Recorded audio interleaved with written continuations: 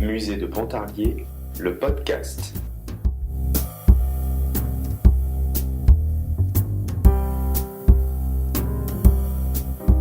L'autoportrait ou l'homme au chien de Gustave Courbet est réalisé en 1842. Âgé de 23 ans, Courbet a quitté Ornans pour Paris 3 ans plus tôt, avec la ferme intention de devenir peintre.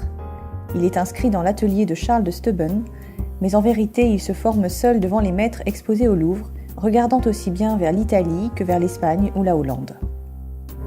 Ce petit autoportrait de Gustave Courbet est l'une des premières images connues de l'artiste. L'allure qu'il s'y donne, beau et fier, correspond à la description qu'en donne le critique Philippe Wurti. Ses longs yeux langoureux, son nez droit, son front bas et d'un relief superbe, ses lèvres saillantes, moqueuses aux commissures comme les yeux l'étaient aux angles, ses joues lisses et bombées lui donnaient la plus étroite ressemblance avec ses profils de rois assyriens. Courbet mentionne dans une lettre à ses parents en mai 1842 l'arrivée chez lui d'un jeune chien. J'ai maintenant un superbe petit chien anglais, un épagnol pur sang qui m'a été donné par un de mes amis, il fait l'admiration de chacun. Manifestement fier de cet animal, Courbet lui donne une place de choix dans son autoportrait. Ce motif est aussi une référence explicite à la culture romantique et au héros d'un célèbre conte d'Hoffmann, le chien Berganza. L'historien Sylvain Amick l'explique dans le catalogue de l'exposition Gustave Courbet de 2007.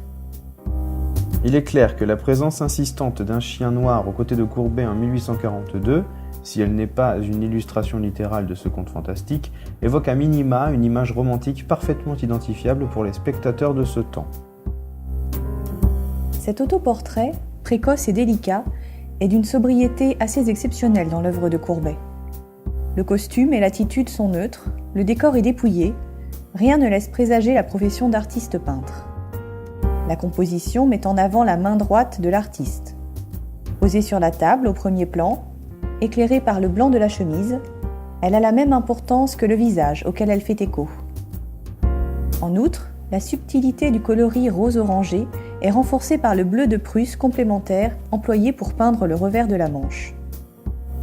Cette composition renvoie aussi à plusieurs portraits célèbres, tels que l'autoportrait au miroir convexe de Parmigiano ou le portrait d'un gentilhomme vénitien de Titien. Elles permettent ainsi à Courbet de se réclamer de l'héritage des grands maîtres de la peinture.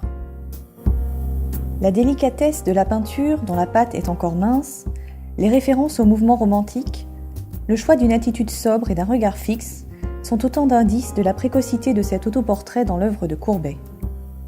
Courbet le propose au Salon de 1843, mais il est refusé.